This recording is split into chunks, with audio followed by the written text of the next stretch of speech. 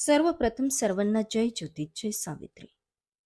सावित्री शक्तीपीठ पुणे महाराष्ट्र. मी doctor Sunita Sampatrao Shinde. मनपूर्वक अभिनंदन. सावित्री शक्तीपीठ परिवाराच्या वतीने विधान परिषदेचे नवनिर्वाचित आमदार माननीय सुहास भाऊ शिरसाट यांचे हार्दिक हार्दिक अभिनंदन व पुढील वाटचालीसाठी मंगलमय शुभेच्छा.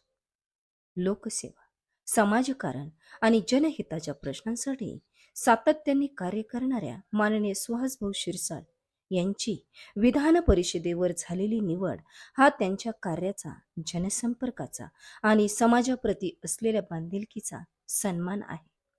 सामान्य माणसाच्या आशा आकांक्षा, वंचितांच्या समस्या आणि समाजहिताच्या प्रश्नांना न्याय देण्यासाठी आपण नेहमीच तत्पर राहिला आहात. आपल्या निवडीमुळे विधान परिषदेचे सभागृह अधिक समृद्ध होईल असा विश्वास वाटतो. छत्रपती शिवराय, महात्मा ज्योतिबा फुले, क्रांतिज्योती सावित्रीमाई फुले, डॉक्टर बाबासाहेब आंबेडकर यांनी समता, शिक्षण, सामाजिक न्याय आणि मानवतेचे जे विचार दिले त्या विचारांचा वारसा पुढे नेण्यासाठी समाजातील प्रत्येक घटकाला न्याय मिळवून देण्याची जबाबदारी आज अधिक महत्त्वाची झाली आहे.